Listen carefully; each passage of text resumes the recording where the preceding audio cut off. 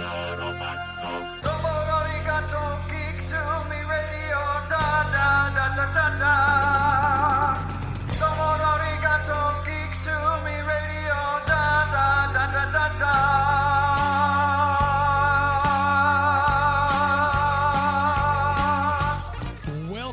Welcome, geeks and nerds, girls and boys, to a brand new episode of Geek to Me Radio. Tonight, we've got executive producer Jordan Reinwald on talking about his horror movie, The Inhabitants, streaming now.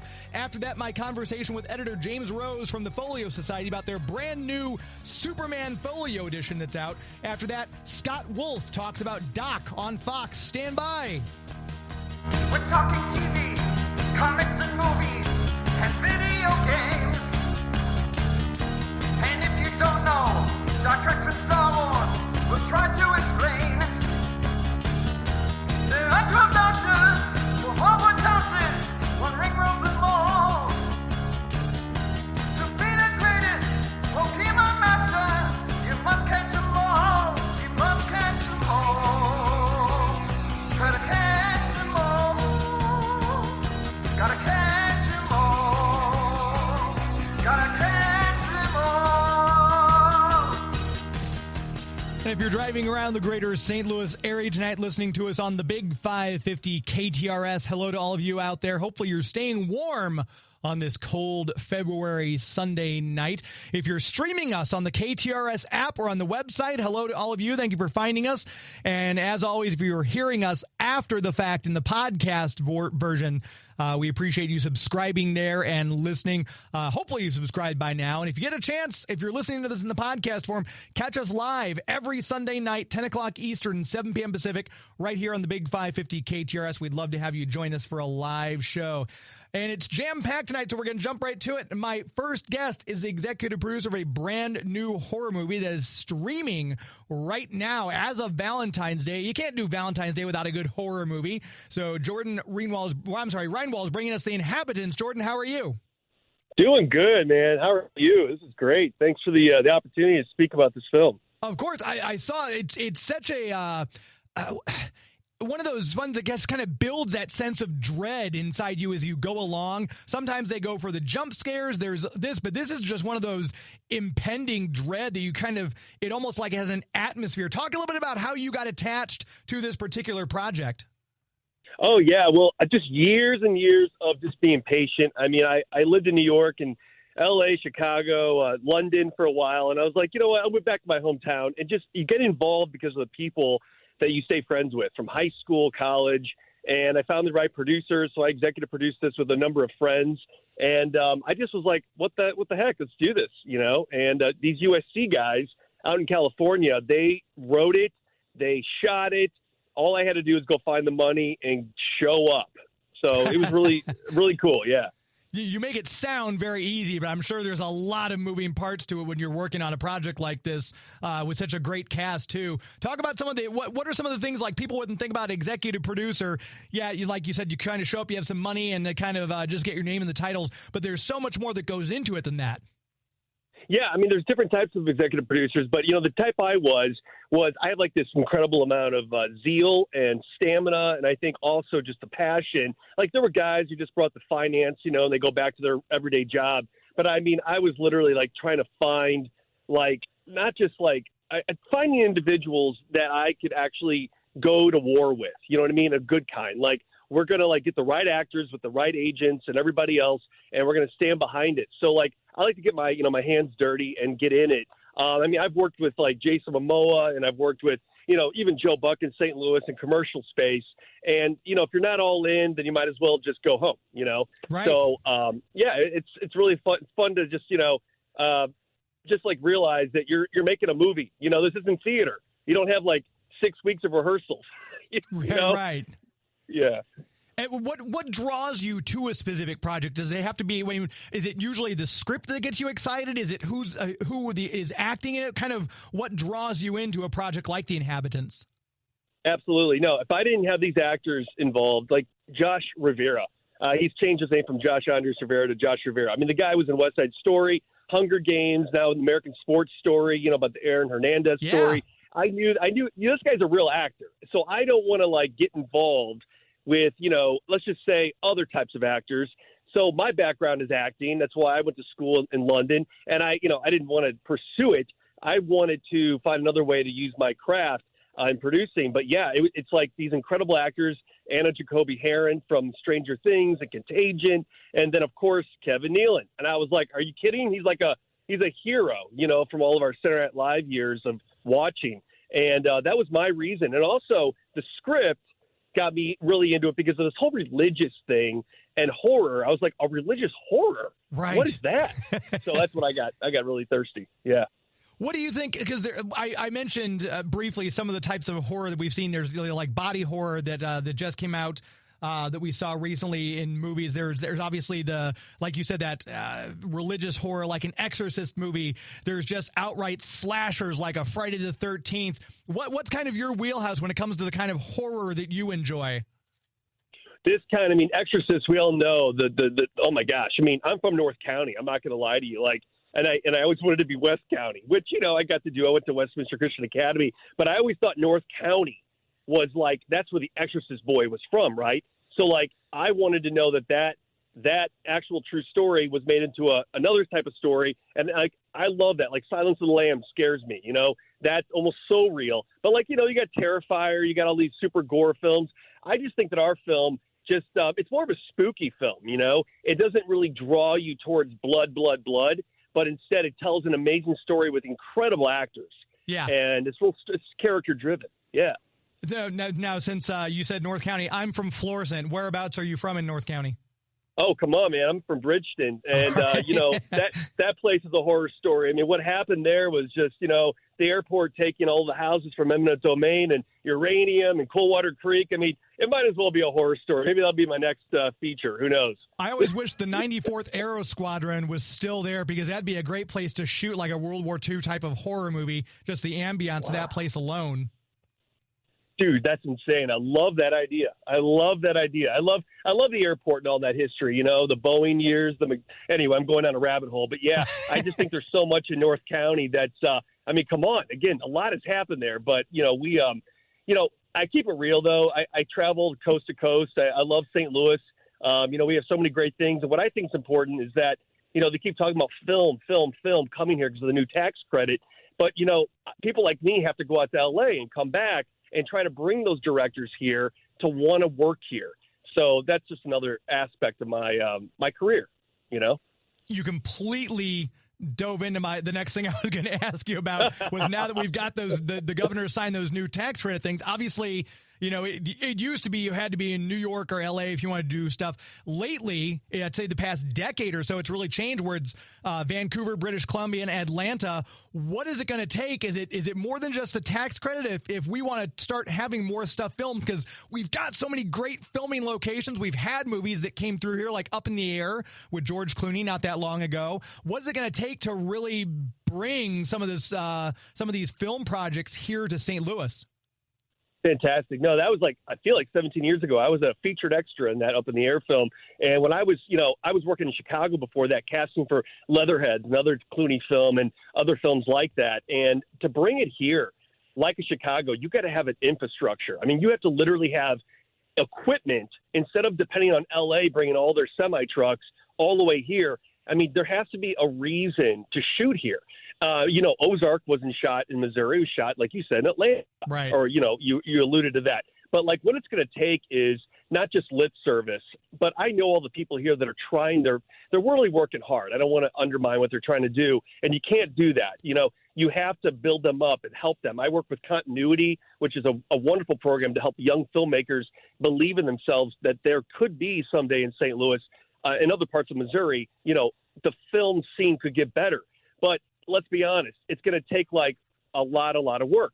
So when I went to Sweet Girl on set in Pittsburgh, I was working with Jason Momoa on a commercial piece. He invited us as VIPs.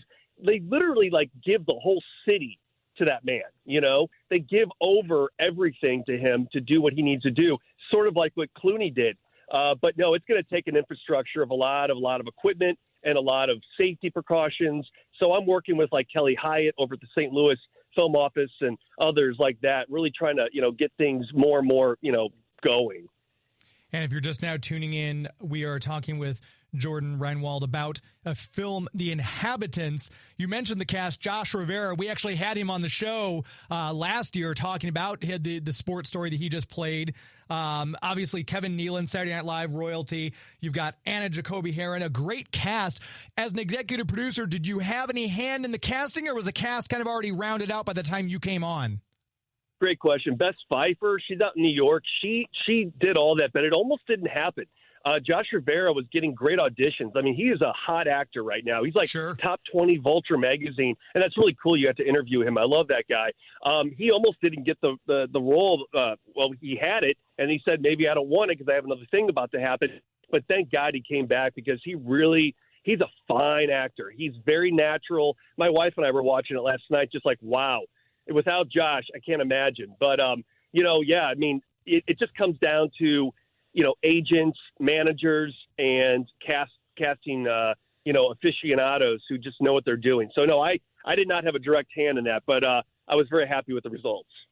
Talking about him in that role, he had such a haunted gravitas, if that's even a thing, but that's the two best words I can describe for his performance in this film. It was just this, you knew there was something to what he'd experienced, and then having Anna right there with him, that was like the perfect pairing. I don't know if their chemistry between the two of them and the way they did their scenes together, had it not been for that, I think this movie may have lost a step.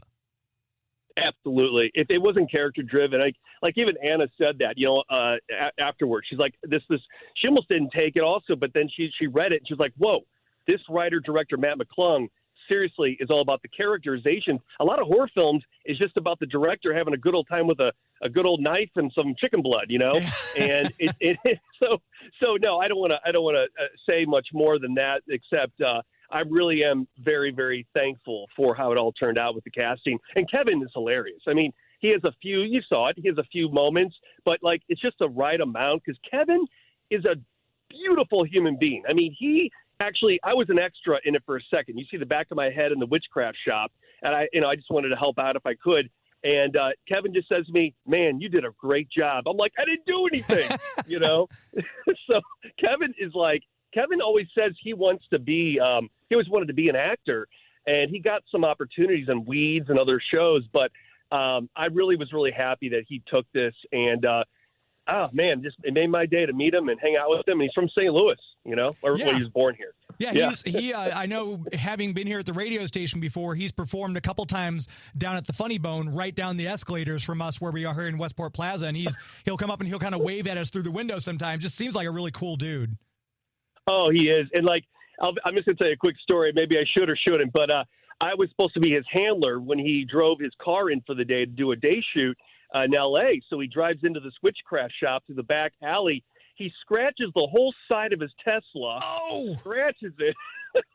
So the horror movie already starts, right? And this is not even on camera. He looks at me like, it's your fault, but he's like, no, it's okay. I'll buff it out later. But he was so funny. He got through that moment. So I love Kevin. He's great. Yeah, and I know of all of his roles, it probably wouldn't be the one he'd pick, but I love him as Happy Gilmore's fellow golfer in Happy Gilmore. All good things. Yeah. We've got to take a quick commercial break. Are you okay to stick with me for just a few more minutes?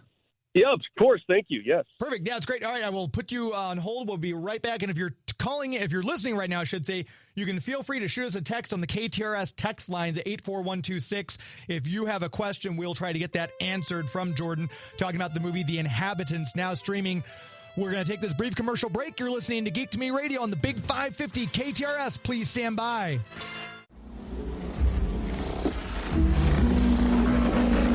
Hi, I'm Naomi Grossman, best known as Pepper from American Horror Story, and you're listening to Geek to Me Radio. Welcome back to the show. Geek to Me Radio, heard here every Sunday night on the Big 550 KTRS. Really quick, I want to make sure we tell you about Two Rivers Comic Con coming up May of this year, May 23rd through 25th. You can go hang out with the likes of Phil Lamar, Susan Eisenberg, Maria Canals-Barrera, Dan Reba, and Alan Burnett. All our animation friends will be at the Foundry Art Center. If you're a comic book fan and you want to actually talk comic book people, we're going to have Stan Lee's editor, the heir apparent to Stan Lee at Marvel Comics, Roy Thomas. We're going to have Mark Bagley, my personal favorite Spider-Man artist. Artists like Chuck Patton, Phil Hester, Andy Parks, Keith Williams will be there as well, Stephen Butler. So bring your comic books out. We can have them CGC certified while you're there. This is a first-year con, and we're so excited to bring this to the greater St. Louis, St. Charles area right there in historic Main Street. Check out the website, the number 2, riverscomiccon.com. Tickets are available, and they were going to go up on Valentine's Day, so I'm going to let you know right now, if you're listening to this show, get them tonight, because I was able to hold off the webmaster to push it back. They're going to go into effect tomorrow, Monday, at the higher price. So if you want to get the tickets at the early bird pricing still, you've got a matter of hours left. The number 2, riverscomiccon.com. Come hang out with the cast of the Justice League, meet your favorite comic book creators, and just have a great time. 2riverscomiccon.com. Talking for just a little bit more here with Jordan Reinwald. I keep wanting to say Reinwald for some reason. Jordan Reinwald, about the horror film The Inhabitants. And as a St. Louis person, when you go, you mentioned London and LA. Do you bring those Midwestern sensibilities with you when you go there, or did you find you had to adapt a little to these other circumstances of how things are done in Hollywood? Well, I'm a very, very bald, avuncular man. I mean, I'm like a Larry David, I'm just a little bit younger. So I go and I be me, So I love all those towns. But no, you have to I love the joy. I love just being I love to disarm people with my humor, all that stuff. And I just think it's important to when we're in front of I work for also an agency during the day, a creative agency called Scorch, and Chris Bueller's the owner. And he and I, we've pitched Warner Brothers these two-way QR codes for events and music, and we're trying to really get film and experience off and going in another direction. We even have QR codes in our poster for Inhabitants, like when we had our premiere out in LA. So I'm kind of answering your question. I'm trying not to go too far out another place here, but no, I bring what I know about the agency world and also the film world together.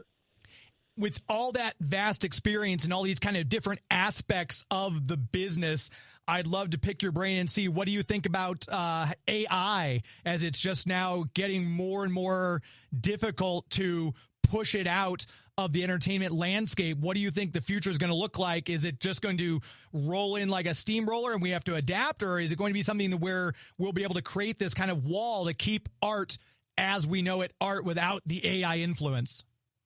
Yeah, I mean, I remember when Beowulf came out, that animated, looked like Polar Express, 20-something years ago. Everyone was freaking out, about the SAG Actors Guild. Everybody was freaking. I was thinking, you can never, replace these pixels with Tom Hanks or vice.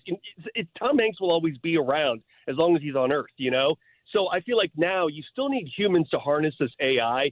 We're using AI QR codes. We're using all that we can in our little sphere. But, of course, AI and film, I mean, yeah, I think, The Brutalist got AI with Adrian Brody? Yeah. I mean, they're going to have to use it. It's just like the medical world. You're going to have to use certain artificial items to keep that person going. So, yeah, I'm all for it, as long as it's used in a way that's responsible, as I hope everyone would. And if you're just now tuning in, we're talking with Jordan Reinwald. His movie, The Inhabitants, streaming as of Valentine's Day. You can catch it on whatever streaming platform you can find it. Just look that up. Great cast. Again, Josh Rivera, Anna Jacoby Heron, Todd Robert Anderson, when you mentioned him, and, of course, Kevin Nealon. If people want to keep up with you, Jordan, find out more about you or Scorched or this movie, website, social media handles, where would you send people? I just keep sending them to Apple, Amazon for now. But, yeah, Scorch Agency is where I'm at during the day.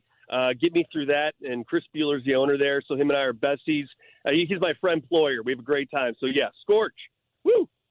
Very cool. Jordan, I appreciate your time tonight. Thank you so much. And hopefully we can have you back on for whatever your next project ends up being. Oh, I hope so. It was just wonderful. Thank you for the opportunity. Thank you. Have a great rest of your night.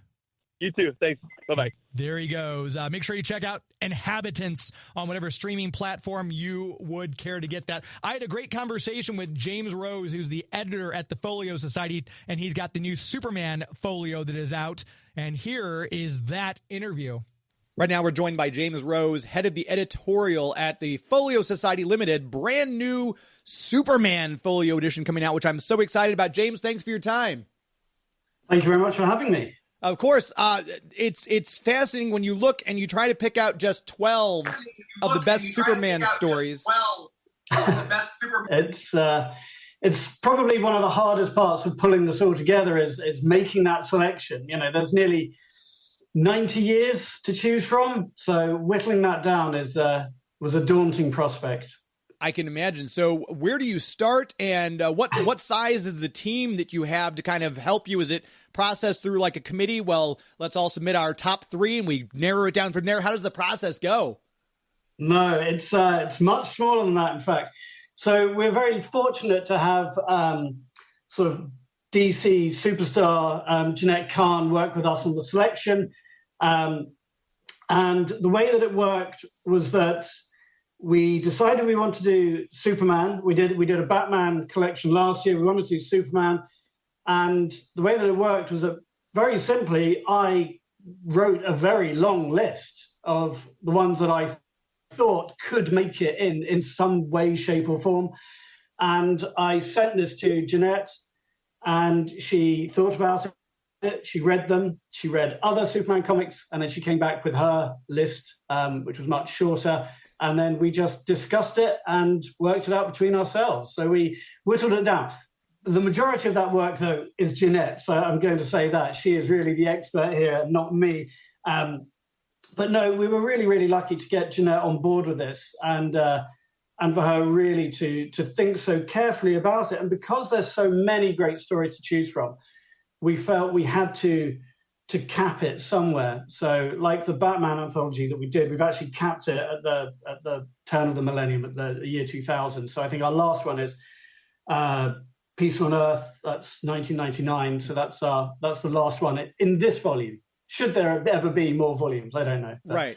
Yeah, and that story by Alex Ross, that glorious art from Peace on Earth, just, I mean, it's some of the stories, too, when you think about it. I was going through some of my Superman titles that I have in my long boxes. It's like, boy, some of these, just the art alone would elevate it to one of the greatest. But then you've got the story details by some of these fantastic writers. Was the process kind of a mix between we want some great art in there, but also a compelling story? Yeah, it's really difficult to sort of put your finger on just one thing. And I don't think any of the stories have just one thing. The idea that, you know, we wanted really to show some of those key moments of Superman's timeline. We wanted to get in some of his great villains as well. You know, well, it wouldn't be right if there was no Lex Luthor, would it? I mean, but, you know, there are character-defining stories. There are some that just have incredible artwork, and there are some that merge all of these facets together. I mean, there's a couple in there that don't even feature Superman directly. And what Jeanette was really trying to do was she was bringing in it's examples of how Superman's world is populated, and how Superman as the character and what he stands for runs throughout these stories. And whether he's actually in it as the main character or not, it sort of doesn't really matter. It's about Superman, the ethos, in a sense. So we really tried to pick stories that had a little bit of something of all of those, you know, key moment, great art, great writing. And it wasn't easy, but we got there. I know the Folio Society, it's an award-winning independent book publisher. You're based in London. DC obviously has had these in the past, where I remember, gosh, must have been the mid-'80s, a trade paperback of the greatest Batman stories ever told. But these Folio editions are a level up. Talk a little bit about the collaboration between DC and the Folio Society, how they kind of merged together, that collaboration. Yeah, sure. So we actually started collaborating with Marvel, in fact, some time ago. And we did a series of books with them, both some ages, Golden Age, Silver Age, and Bronze Age. And then we went to DC, and we wanted to do the same thing with DC. So we started doing we started with the golden age of DC Comics 2 years ago. And we wanted then to break that down into some of their really great characters. So Superman, Batman, and that's where we've led to. And, you know, you're right. These comics have been around for a long time, and there have been other collections. Folio have been working with illustrated books, been publishing illustrated books over 75 years now, I think 77 years, 78 years. And as a format, I certainly think that comics are, in a way, that the ultimate combination of those two things. I mean, they are the ultimate combination of art and storytelling, because they are so integral to one another. They can't exist without each other, really. And so it seemed a very natural thing for Folio to do, to start working with comics. And, you know, we wanted to work with the best in the market. And, you know, that is Marvel and DC, and certainly with these characters going back to this age. And I think what differentiates ours from other collections is that we've really gone right back to the beginning of the characters, and we've really gone back to those first early comics. And what we wanted to do is to present them as you would have found them at the time. So we have got we've got scans from the original comics themselves. None of this has been remastered or reworked in any way, shape, or form. You know, you had the writers in the 1930s, 40s, 50s. They knew what the limitations of their productions were, of the printing style. And these comics are drawn and colored and written to fit that style. So we really wanted to keep that. So we've gone right back, and DC have been amazing at providing us with really their archive. They've opened their archive to us, and we can go in and get those high resolution scans of the original comics every single time. And I love the fact that I wanted to ask you, you know, you seem very passionate about this. Growing up in Scotland, you know, over here in America, growing up, you couldn't walk down the street without hitting a comic book store. Do you remember your first exposure to either a DC or Marvel comic, what that comic book was, and where you picked it up? Yeah, no, probably not. I don't think there would have been any one. So I have an older brother who's a couple of years older than me.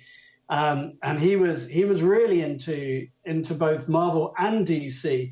And so really my comics education came from him. You know, it was curated by him, given to me by him, or, you know, I pinched it from him when he wasn't looking. So my taste was sort of based on his, in a sense. And it's strange because, living in the UK, there weren't really comic book stores. I mean, they were, you know, far and few between, which seems odd now, given that, you know, some of the great writers of that age, you know, Alan Moore, for example, you know, he's a Brit, you know, we should have been really celebrating this, and we weren't. So there weren't many comic book stores, and, you know, they didn't have them on newsstands in the way that you certainly did in America for a time. And so getting a hold of them was difficult. So, it really was a bit sort of hit and miss of what you got. You could start a series and not finish it just because you didn't find the comics. But then when, you know, specialist comic stores started coming in, my brother and I would take trips to those sort of little missions, little meccas, and, you know, we'd have our money or what we could gather, and we'd have our list, and we tried to get what was on the list, and then if there was any left over, we tried to find something new. So I don't really remember what my first comic was, but it would have been through him. I know certainly I remember the ones that made the most impact, or that I remember making a big impact at the time. I remember the Marvel, the X-Men Dark Phoenix saga. You know, my brother, I remember him giving that to me and just saying, you know, you've got to read this. I don't care what you read. Stop reading. Read this. So I was all right. Okay. I remember that. And for DC, I think probably, the one I really remember, the one I loved and kept going back to was 1989. It was Batman Arkham Asylum, the Grant Morrison and Dave McKean's artwork. And Dave McKean's artwork was, it just floored me. You know, that just took my breath away. That really took it to a whole new dimension for me. And I think a character that I grew up with, seeing on TV, you know, the sort of slightly campy 1960s Batman TV series, and, you know, reading some of the comics, that was all just totally shifted in my head as soon as I read that. As soon as I saw Dave McKean's artwork, and that flipped it all completely for me. And you mentioned the Dark Phoenix saga, obviously written by Chris Claremont, another Anglophile, or a British, I should say Anglophile, but British person who had a huge impact on X-Men. So going to school, did you kind of know that this was the work you were going to get into? Is this kind of always the path for you? I think you graduated University of Aberdeen, if I'm not mistaken. Yeah, that's right. Yeah, I came and read English literature at Aberdeen. So I think traditionally people read English at university when they really have no idea what they're going to do. And that's certainly the case for me. So yeah, I did 4 years, did a master's, and then came out, went to London and just started working at a bookshop just because it was there and I was interested in it. And then that led into publishing. So originally doing nonfiction, serious stuff, very hard sort of economic books and things like that. Which is very different. Don't think I'll go back to that quite yet. And then, found my way around to the Folio Society, where I started doing non-fiction works and then fiction. And now I do sort of both the comics, the DC and Marvel, and as well as the limited edition books. So, it's been a sort of circuitous route. But no, I suppose growing up, I didn't look at comics and think, this is the way forward for me, but it's certainly how it's ended up. And, it's always been there, I suppose, as part of my life. And it's always been there in the background, partly because my brother would never, let me not read a comic. So, he's always been there. So he's been a big influence. And actually, when we talked about starting to do this volume or any of the volumes, when I come up with my long list, before I send it to Jeanette Kahn to look over, I usually send it to my brother.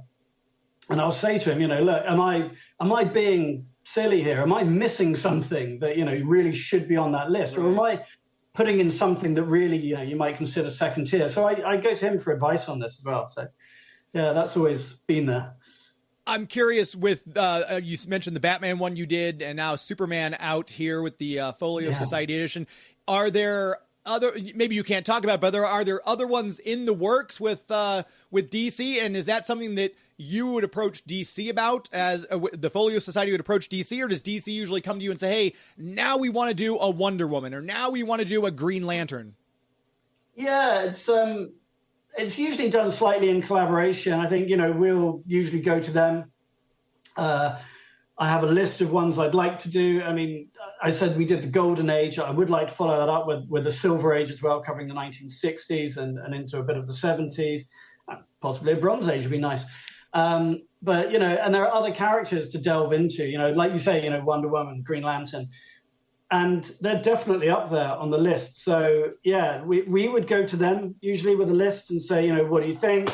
And is there any timing issues with any of this? Or we sort of do it in collaboration with them. So we take their advice as well. We don't just go and say, hey, look, I want this.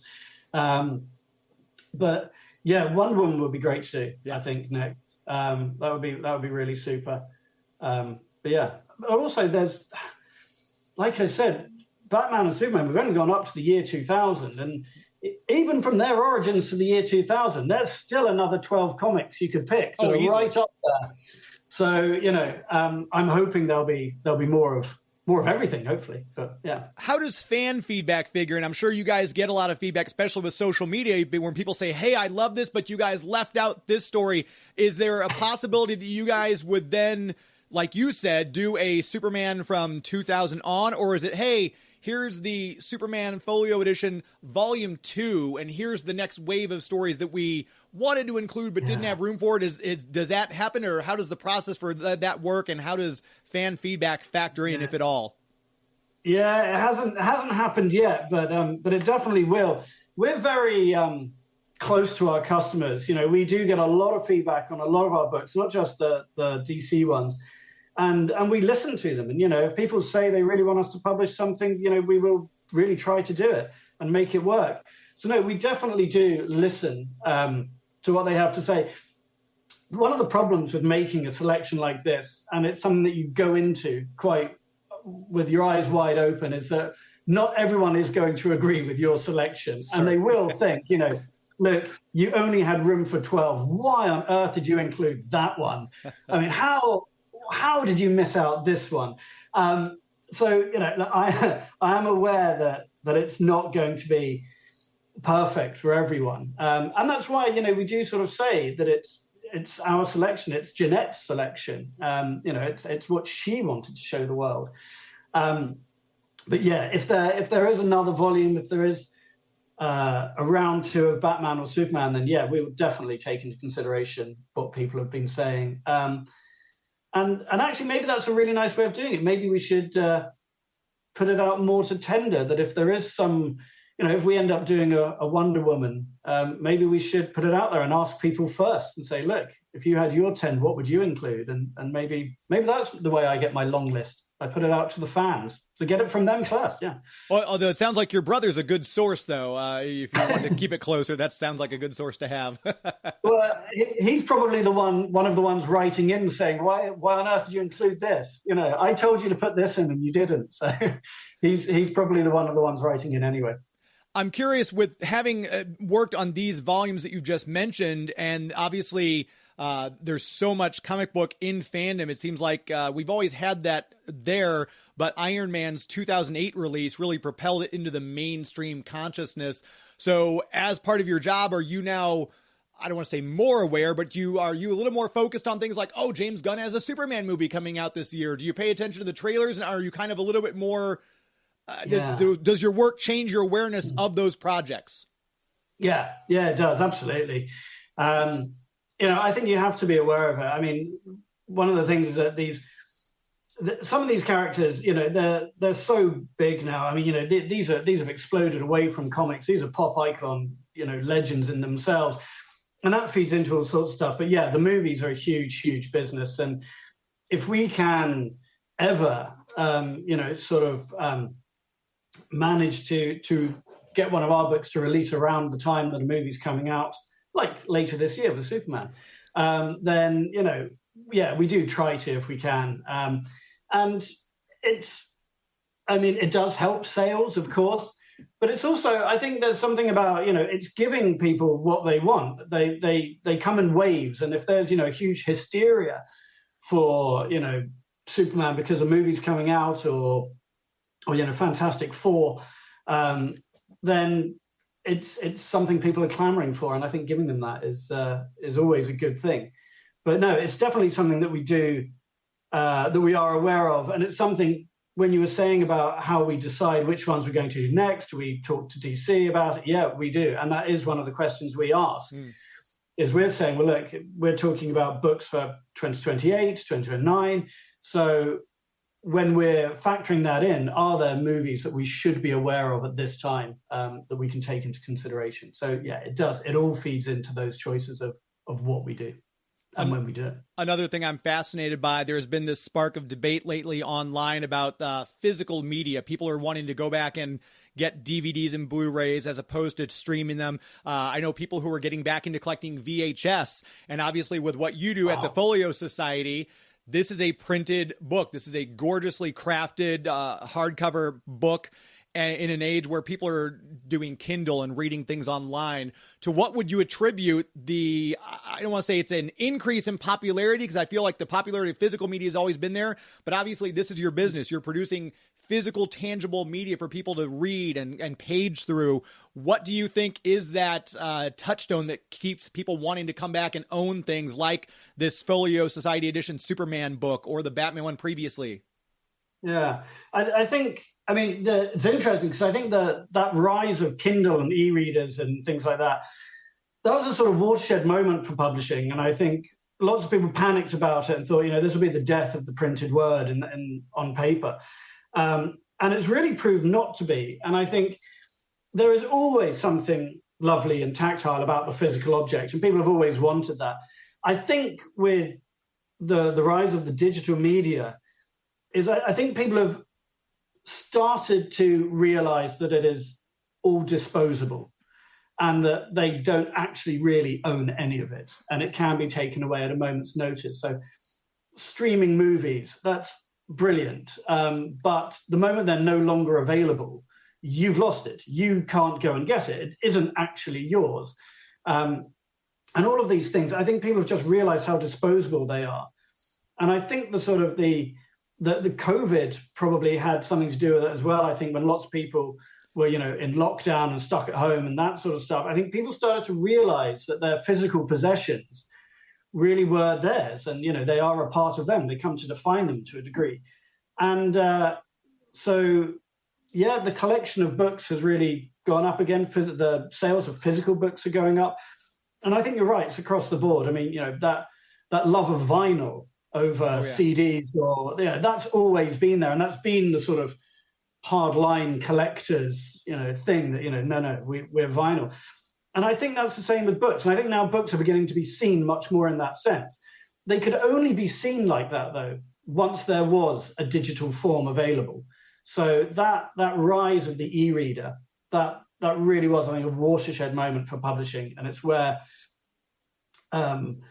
people were happy to embrace both. And most of the people I know have an e-reader and will read books digitally, but they also have the ones that they want to own, that they want to physically have on their bookshelf.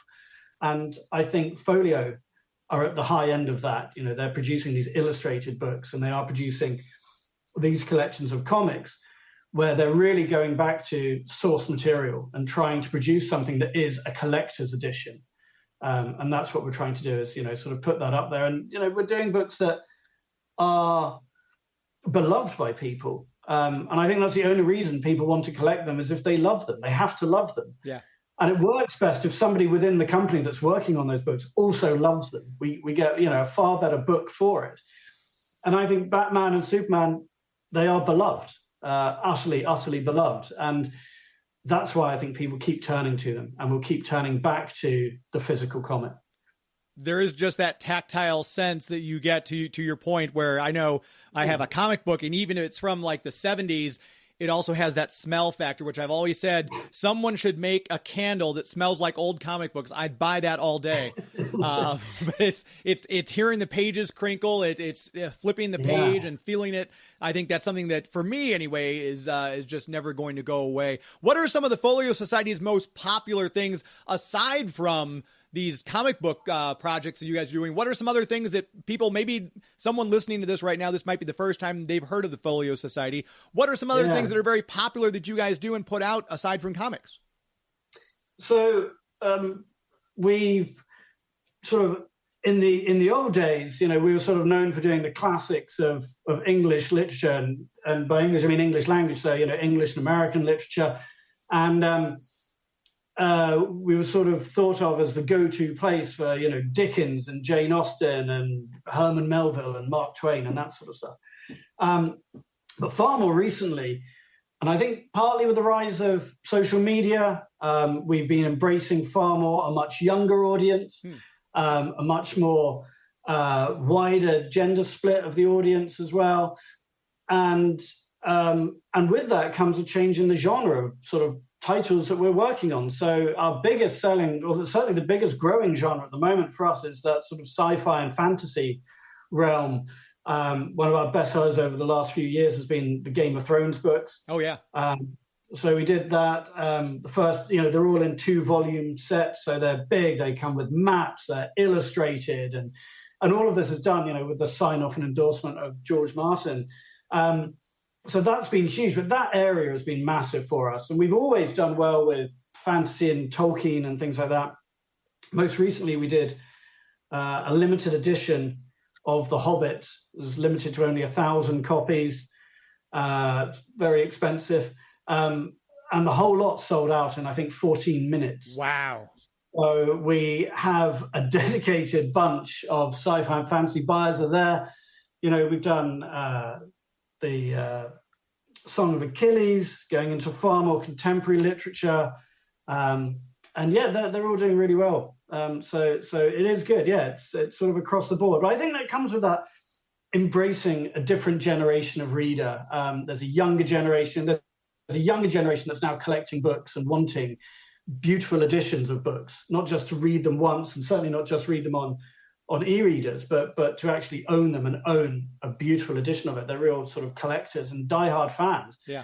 And I think you're seeing that across the industry. I mean, the influence of the book talkers, the sort of it just shows how much there is a younger generation that's really cooing over beautifully produced books, and they want them. And yeah, it's going really well. And before I let you go, my final question, you talked about getting fan feedback. I know that in the UK, Marvel had some fantastic Transformers stories that never made it over to the comics over here in America when they ended the run. And the Doctor Who weeklies and the comic book run from Doctor Who. Maybe you can't answer this, but as a fan, I'd love to see Transformers UK and Doctor Who stories collected in a folio edition like you're doing with Superman. Is that anything that's been discussed, is on the horizon, or is this the first person who you've heard even mentioning wanting that? Am I a weirdo? No. Well, not for that reason anyway. But no, it has come up. Yeah, we do get people writing in, particularly the Whovians, the Doctor Who fans and things, and yeah, it's always been talked about. We haven't got there yet, but yeah, I'd like to see it as well. I think it'd be brilliant. Yeah, it seems very odd, doesn't it, that there are these stories that just never made it across the Atlantic, but they are. Yeah. Yeah, it would be great to see. I agree, but hopefully one day. Hopefully one day we'll see. James Rose, head of editorial at the Folio Society. If people want to keep up with you, or if people want to find out more about the Folio Society online, where would you send them? Websites, social media handles, things like that? Yeah, go straight to www.foliosociety.com. I think it's hashtag Folio Society. It's a very easy, quick internet search and we'll pop up. But yeah, it's one of the things, through the website. So that's where you go. And the best way to get the Superman Folio Society edition would be through the website, or is that available at local bookstores? Have your local bookstore order it? How would be the best way to get their hands on one? No, it is only through the website. You have to come straight to us. And it's definitely the best place to come. It's the best place to find out about upcoming products as well, launches that we've got coming up. And, there's blogs, and you can sign up and stay in touch. Perfect. James Rose, I appreciate your time today. Thank you so much, and I'm looking forward to the Wonder Woman edition eventually. Pleasure. Thank you. There he goes, James Rose. We're going to take a real quick break. We're going to try to get this interview with Scott Wolf in. As I'm saying that, it's a 10-minute interview. I don't think we're going to be able to squeeze it. We'll do our best. You're listening to Geek to Me Radio on the Big 550 KTRS. Please stand by. This is Kevin Conroy, the voice of Batman. You're listening to Geek to Me Radio.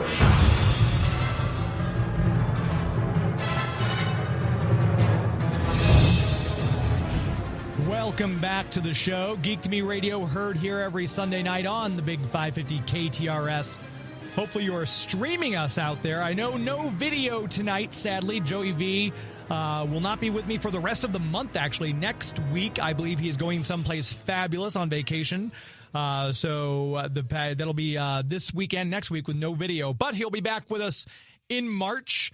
We've got a calendar. It's already filling up for March. We're going to have next Sunday, we've got our friend Chef Liz on the show. She'll be talking about their Office event that Tenacious Eats will be doing. If you're a fan of the TV show The Office, celebrating 20th anniversary. How is that possible?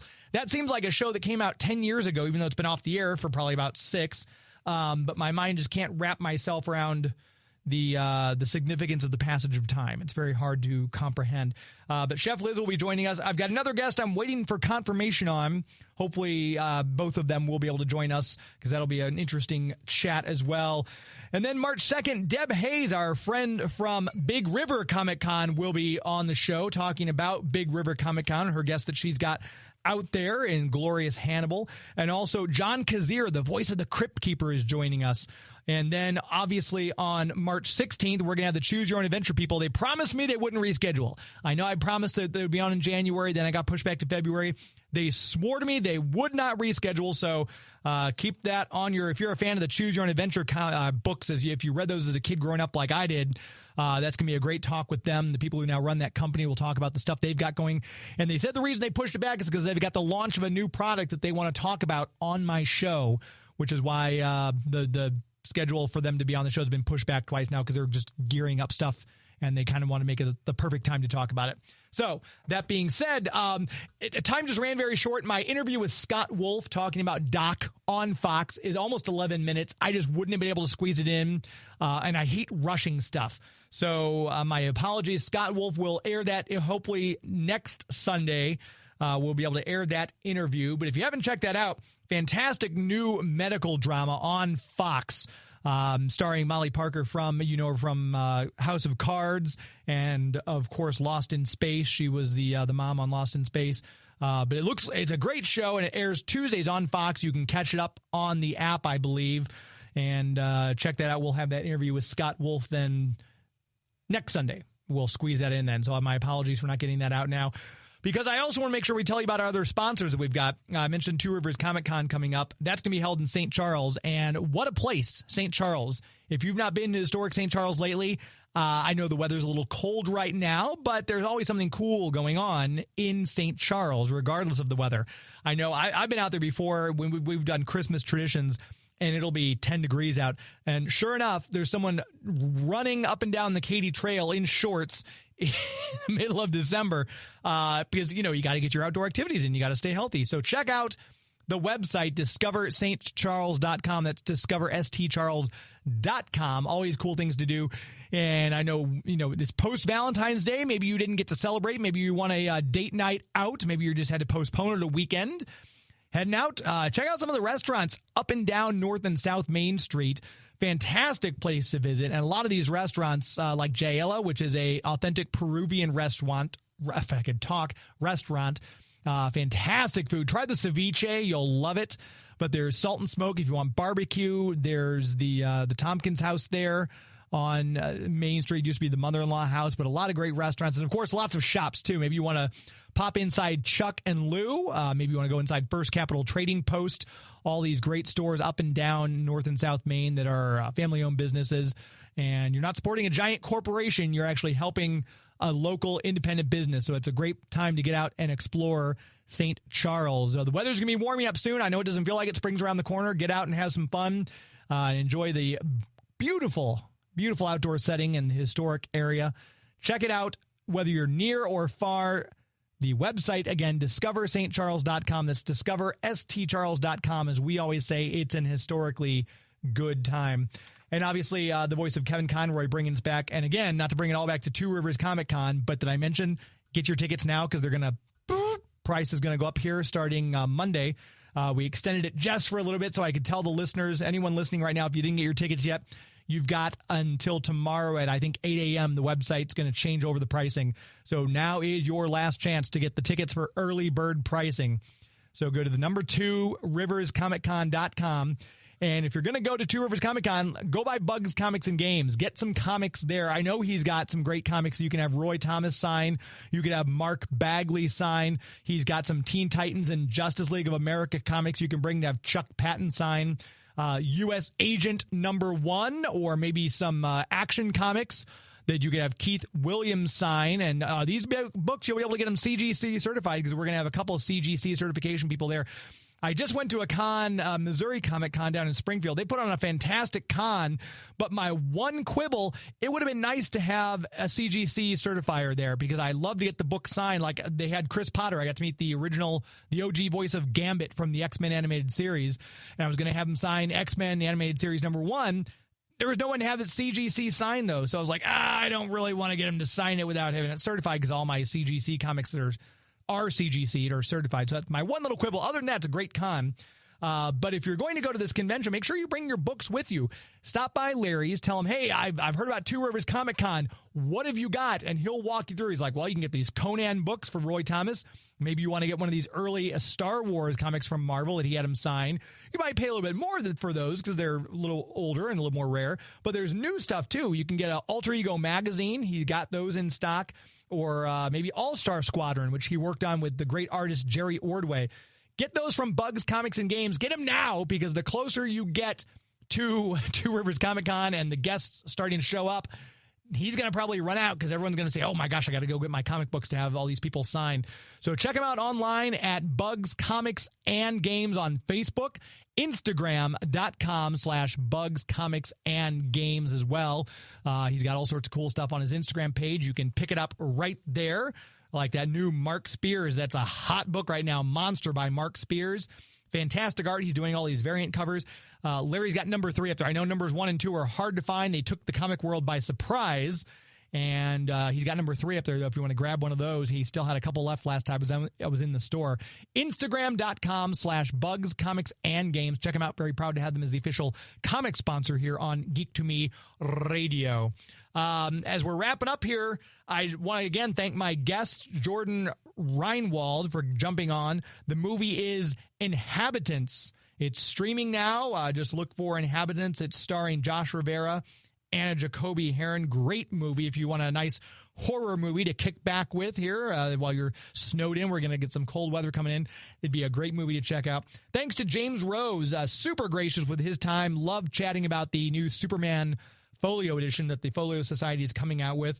And again, my apologies to Scott Wolf. We will have that interview aired next Sunday. It's just when I have a live guest, I have to give the live guest preferential treatment over a pre-recorded interview. So I was hoping to air that tonight, just couldn't get to it. We'll get to it next week. You know what? I'd love to hear your thoughts, too, if you guys are all listening right now. If you haven't checked out Cobra Kai, the final part of Season 6 just dropped, and boy, it was good. And I had a great interaction on Twitter with Josh Hurwitz, who was one of the executive producers, showrunners on that. Very few shows end perfectly. There's shows that usually have a kind of a faulty beginning to kind of get off to a rough start, like Seinfeld, or there's shows that start out good, but they kind of lose the plot in the middle. You've heard the term jump the shark.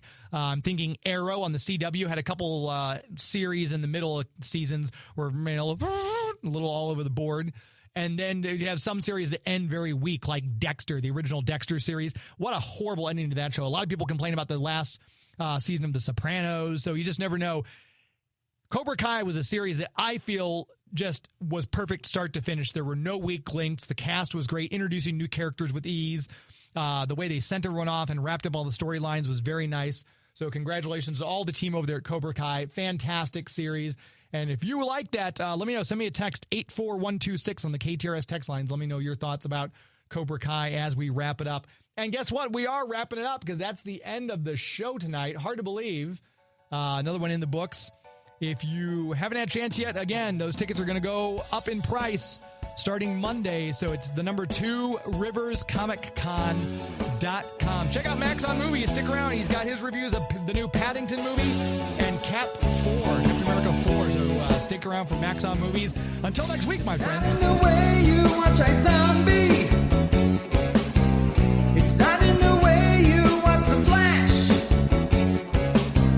It's not in the way you love Scotty Young Arts. It's not in the way you play Mario Karts. It's not in the way you look when you make Game of Thrones references. That's our show. This is Geek to Me Radio. That's our show.